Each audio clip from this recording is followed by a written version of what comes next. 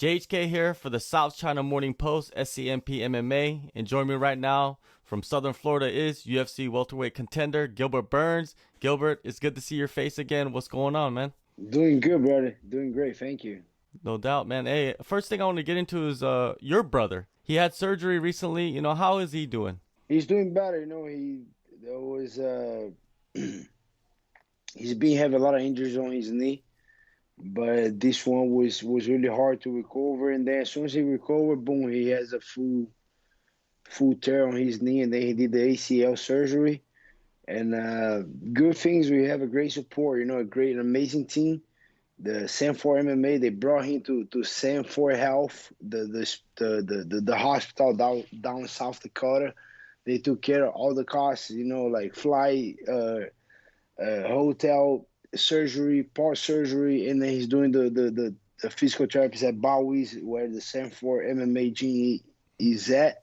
So a huge thank for Sanford and every single one involved in that process. He's feeling good. He's gonna take a little while to come back, but he's gonna work on it. That must be a big relief for all the fighters, that fight at Sanford MMA, that train out of Sanford MMA, that you have that support. I mean, I don't think any Yeah. other gym in the world has that. I don't think so, true.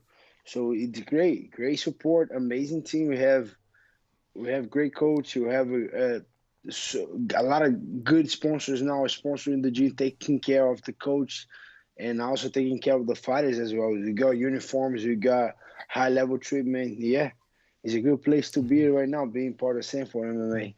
And you're one of the OGs of Sanford MMA, and lately I've been seeing so many guys going to Sanford. Yeah, You know what I mean? Like from yeah. all over the world. From Europe, from Asia. How has it been for you just seeing the influx of all these different styles and different fighters and high level guys? It's paying off, all the sacrifice and all the work from the coach, Henry Hoof, Coach Greg Jones, Kami Barzini, and now we put a new coach in Jason Stroud, Sean Soriano, and Wagner Rocha. So we put in a lot of work, through a lot of years, and then now it's kind of like the seed that we planted a while ago. Now it's getting good fruits. We got guys as Rory McDonald right here, Ian Heinz. And then we got a lot of high level guys. Rafael Fiziev.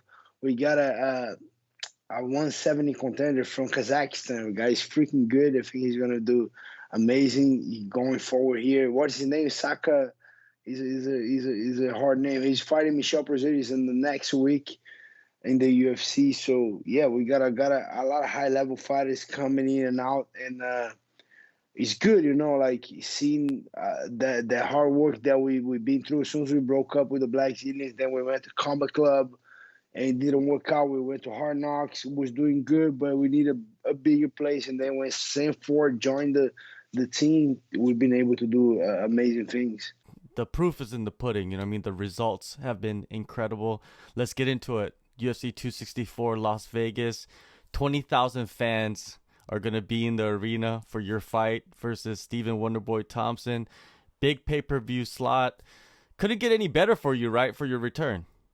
No, I want to get, like I said, after the loss to Kamaru, I want to get right back in there, and I don't want no easy fights. I never asked for easy fights.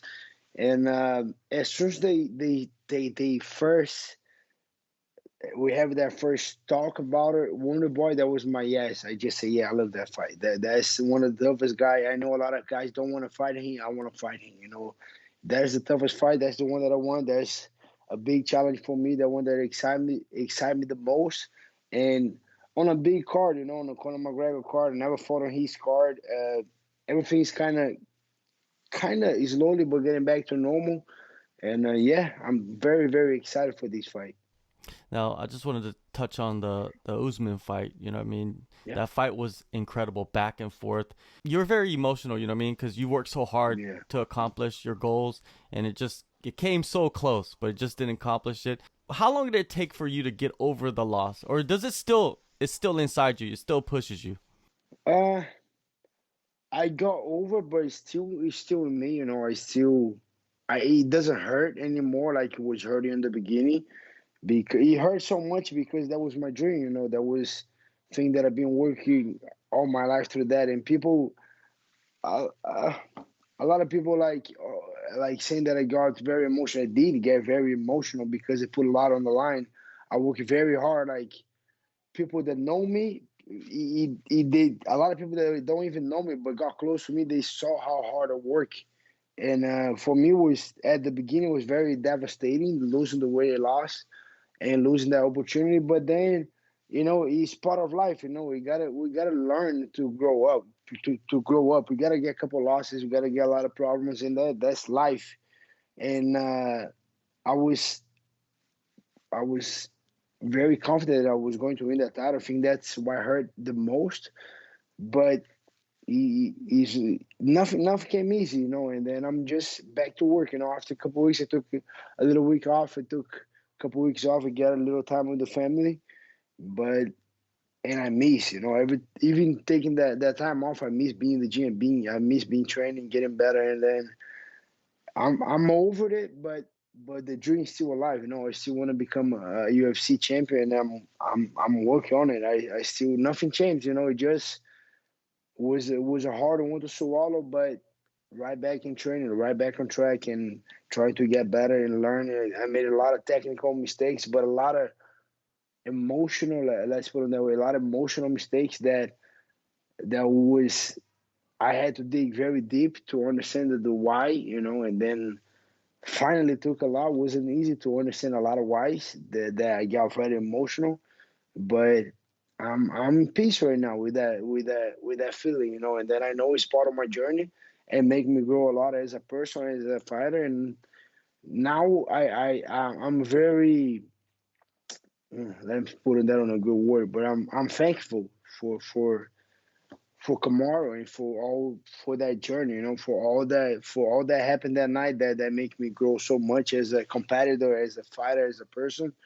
And I'm thankful, and I'm just gonna keep doing what I'm doing.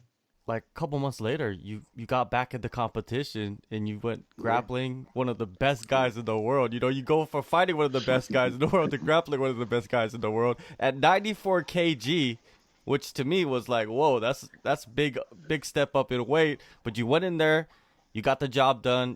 Did you build a lot of confidence from that experience? Uh, I'm always confident in my abilities, in my MMA fights and my grappling fights. But going forward through here is not gonna be an easy fight, and that's what I like. That's what motivates me most. I know I can lose. Those guys are tough. I need to put in a good work, and that's the challenge that I like. That's the one that I take. That's the one that I like. So yeah, Lovato was a big heavy opponent, and I just stepped on the scale with the shoes. People have no idea, but I stepped with the shoes, with the pants on, with the hoodie and everything, cell phone. That's why I was heavy, but I put a little weight too. I want to be a little stronger, especially when they say, "Oh, you're gonna fight Lovato at 205." I was like, "Wow, he's gonna be big." So let's make sure I'm strong enough to handle this guy. But yeah, was a good one. Very tough guy, very respectful guy, and amazing athlete. So yeah, I think it shows the caliber as a fighter that I am. I'm always training, always in shape, and man, anyone out after the fighting with Stephen Thompson, that's the same thing that I'm gonna do. I want to be grappling again, and I'm not gonna ever in my life ask for an easy fight. Stephen Thompson, he's not an easy fight. He's a puzzle, a unique Yeah. puzzle in the division. I know you've been studying him, learning his moves, learning his tendencies. What is your breakdown of him? We know he's a karate guy, but there's more to that. Yeah, a lot more. He has great movements, great footwork, uh, a good poker face. He does that very good. Trying to be very friendly, but uh, I know he like to frustrate people. Make the guys frustrated, makes the guy miss, and be very comfortable. And yeah, I brought a couple karate guys. And one of the guys, especially, was Raymond Daniels. He was here for 2 weeks. He's coming back next week, and learned so much from these guys. Like little things that I wasn't paying attention. I always loved boxing and kickboxing on the part of MMA for sure, wrestling, grappling. But I never paid too much attention to my footwork. And then for this camp I had to, and I'm learning so much, and I think that it's not even about Stephen Thompson so much. It's about me growing as an athlete, and get better in every single aspect. In a couple things that I never thought that will make a difference on my game is making a lot of difference. And this challenge to face these high level guys with the different games, it just challenged me more to get better, to get out of my comfort zone. And then I just feel like a white belt, and I like that so much. When I'm learning so much things that are like, man, I never thought of that way. Let me try, and then I'm not that athletic that do the things on the first time and get it. I need to put on a lot of reps to eventually get it. So, and I'm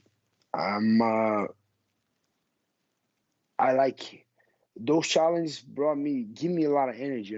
Anything that is new, that's different, that it require a lot of work, a lot of attention, a lot of focus. Is the things that I like the most. Yeah, that's a dangerous version of you. You know what I mean? When Yeah. you have that white belt mentality. Yes. Everybody, I think you think that that's how it should be. Especially being in the room with such a lot of killers. Like Rory McDonald is a guy that I took a lot of his brain. Uh, Robbie Lawley is another guy that's been helping me so much, and I could name a lot of guys, Jason Jackson and Delano Postman, guys that's going to come up pretty soon. Another other guys that just putting a lot of energy on me, and then I just gotta absorb all that.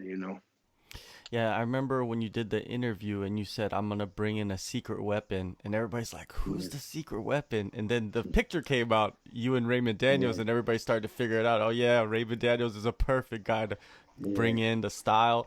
Would you consider Raymond Daniels more dangerous, more diverse than yeah. Wonderboy?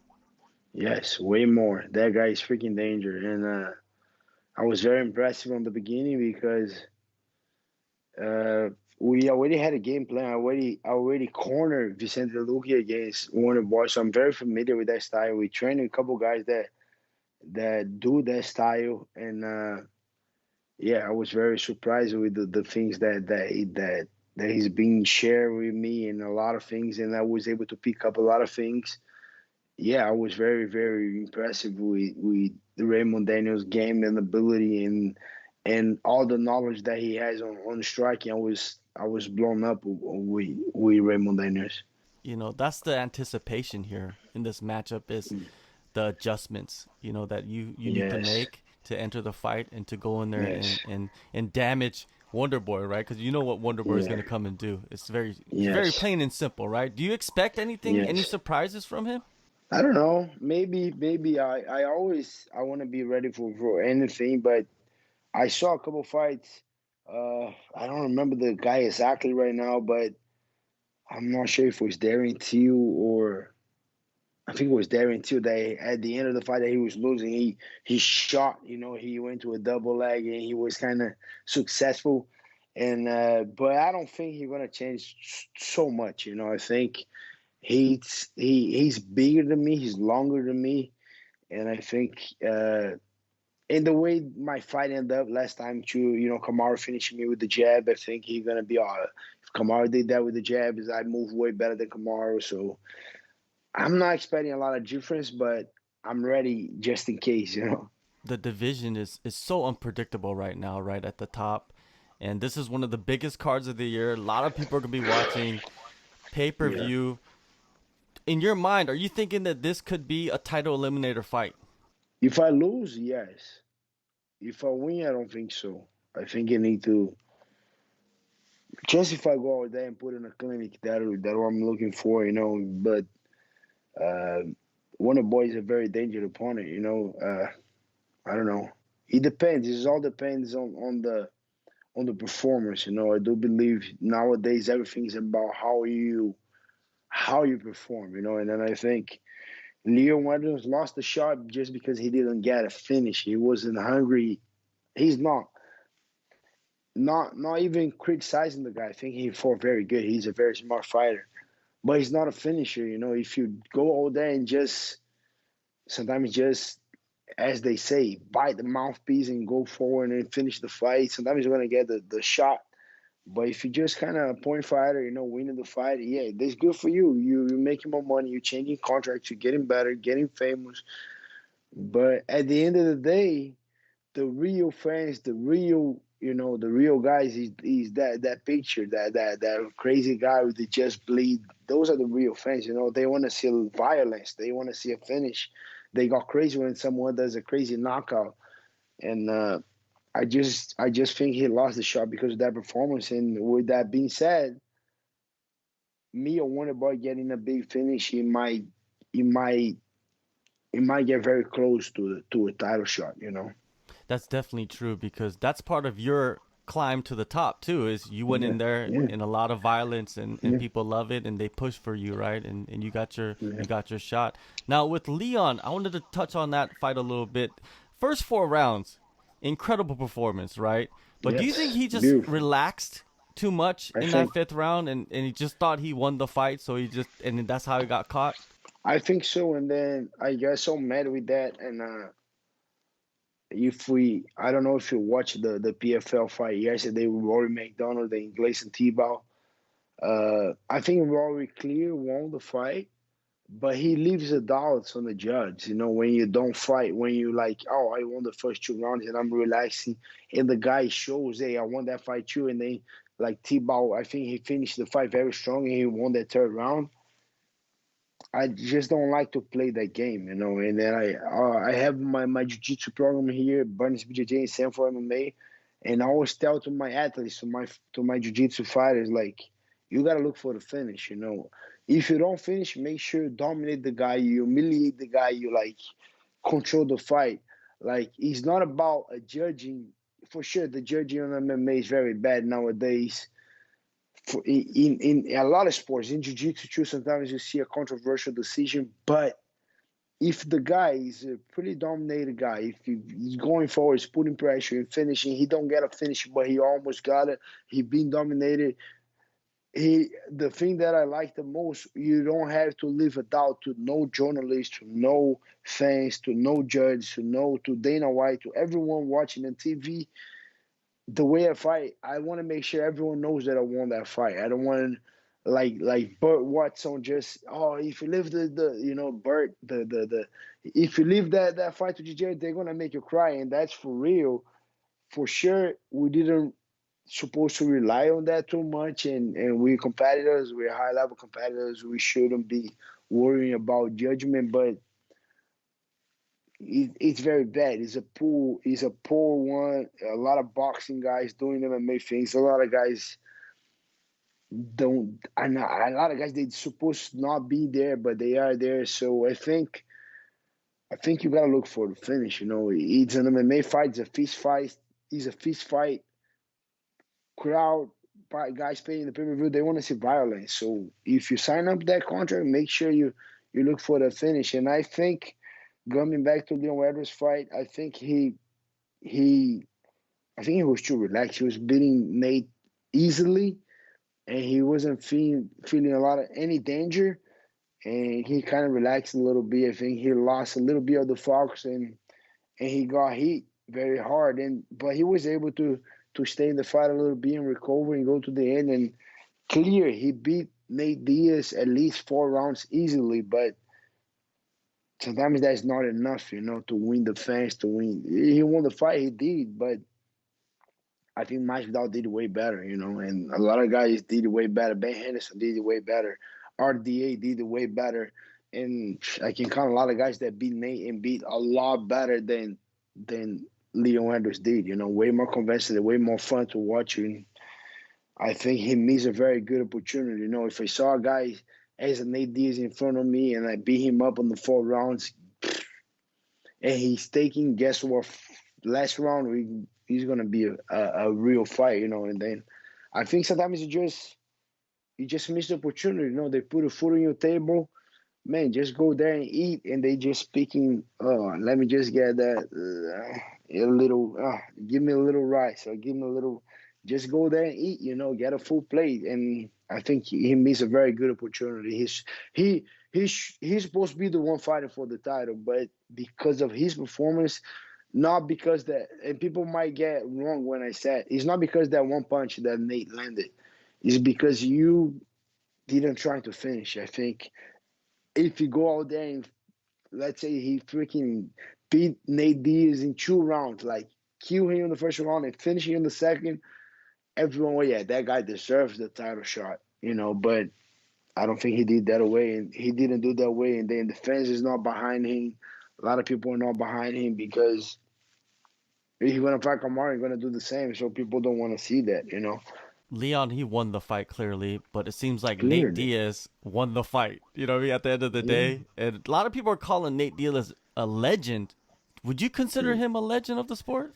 I think he's like you said to me from Sanford. He's an OG of the sport. I don't think it's hard to say a legend. I have a lot of respect for these guys. Nate, even though he's a little crazy right now, but Diego Sanchez, all these guys, all these. I think he's not a legend yet because he's still fighting. But as soon as he's done, for sure, he's gonna be a legend. And then he fought everybody. The guy has, well, I don't know how many fights he has, but he has a lot of fights. He fought everybody, a lot of guys on their own prime. Even he fought Leon's prime, not on Nate's prime. And yeah, I think he's gonna be a legend soon. I don't think he's a legend yet because he's still fighting, but he's gonna be a legend. Leon doesn't get the title shot. Most likely, Covington will get the title shot against Usman, the Yeah. rematch. How do you see that fight playing out? Do you see it worse than the first one? The first one was competitive. I believe it was competitive. Yeah. Believe it was a great fight, and Usman did his thing. Do you think the same result happens? I don't know. I don't know. I think Kamar's been evolving and competing a lot, and he's getting a lot better. And I don't know. I think physically he's way stronger and better. I don't think Colby can take him down. They say a lot about Colby gas tank, but guess what? Kamar has a big gas tank as well. Uh, I think I see Kamaru as I think he's a favorite on that fight. But Kobe's real. He talks all that crap. I'm not as a fan as a persona, but as a fighter, he's a high level fighter. And he brings in great cardio, great grappling, great takedown offensive. He getting better everywhere. And yeah, that I think Leon missed that opportunity. Me as a not just as a fighter, but as a fan of the UFC, I want Leon to beat Nate convincingly, but finishing and getting a title shot on top of Kobe. But I don't think I think he missed that opportunity, and now I think Kobe is next, and it's going to be a great one. I think a tough one. I think Kamara has a little bit more edge on all the aspects, but Kobe's been there. He's very tough. Masvidal, I mean, he's still up there in the top of the division. Where does he go next? If you're the matchmaker, who would you put him against? I don't know if I put him against Leon. They already. I don't think he won. He don't want that Leon fight. It doesn't make too much sense right now. I don't know. The one fight me as a fan, not as a matchmaker that I want to watch. I want to watch Luke against Masvidal because no one want to go for a takedown. And they going to meet on the middle. It's going to be a crazy fight. Masvidal and Luke. I don't think he will fight me. I don't see that happening. To be very honest, it's not that I will kill him. No, I think it will be a great fight, but I don't think me beating like best scenario, me beating a Wonderboy Thompson for sure. I'm not passing Thompson, but imagine the best scenario is not. It's not gonna make sense. Me against Masvidal, I will do it. Yeah, for sure. If they offer, I will do it. But I just don't think it'll be right there. I think maybe me or Wonderboy who is winning that fight. Next opponent would be Liam for the real title shot. If Kamaru really fights Colby Covington. And I think, yeah, might be the winner of Chiesa and Luque will be next Masvidal opponent, I think. You mentioned earlier that, to get a title shot, you would need to put on a clinic against Thompson. What does the clinic look like to you? What do you envision? A finish, a finish. Uh, I think he's a very good fighter. I saw I think maybe all his fights in the Very good, controlling the distance, very good karate fighter, very, good shots, good blitz, good kicks, great takedown defense. I think maybe only Woodley took him down, I think. And I think maybe once, or I think maybe one or two times. Very good takedown defense, but I do believe a finish against him or a dominant performance, yeah, will put me right into number one uh, spot again. I'm number two right now, but Colby didn't do anything to be a number one. I was number one. I lost. I became a number two. He didn't won. I just believe a dominant performance or a finish, yeah, will put me a number one contender. I will need a fight with Leon or one more to get the title shot again. All right. One last thing. Your YouTube channel. I love the videos that you're Thank putting you. up. Why did you decide to stop? To be honest, I need to give a little break. Was too much going to the title shot. I was busy, and I was, to be honest, you were the first interview that I'm giving at this time right now. Coming to the fight with the first one, but I kind of stop a little bit, give a little time to the family, to me. I need that headspace back. Be hungry, training like that. Like I said, that white belt mentality, learning every day, putting in a lot of work. And that was a big distraction to me, because I want to do everything that I put my head into. I want to make sure I do 100%. So I was putting a lot of energy, thinking on the content and sometimes answering couple followers and I would just a lot of energy into that, like I guess like you guys do. You guys think, oh, I'm gonna interview this guy and then I'm gonna put that and then I'm gonna get a little part and I'm gonna post it and I'm gonna do a story. So my head was all on that instead of be on the strategy, on fighting, on wrestling, stay with the family. And I think that took a lot of my energy. I still want to do it, but I need a little break, to see how I'm gonna do it. And I don't want to do halfway, but I don't want to put all my energy to my YouTube channel. It's a thing that I think can get very, very, very big, but my goal still remain the number one goal is to become a champion. The YouTube is a on the list is number 10. It's not even the top five. And I was putting a lot of energy, so I'm putting a lot of energy on controlling my emotions that I didn't do last fight and get better every single day and train and rest and be with my family. That's me. That's I think I'm a great fighter, and then it's one of my purpose. I love to be a fighter. That's what I like to do. So I'm gonna put a lot of energy on that. And as soon as I'm being better to managing my time, I'm gonna go back to the YouTube. But right now it's not on my priority list. Of course, man. Fighting is number one. July 10th, UFC 264 Yeah. pay-per-view. Massive fight.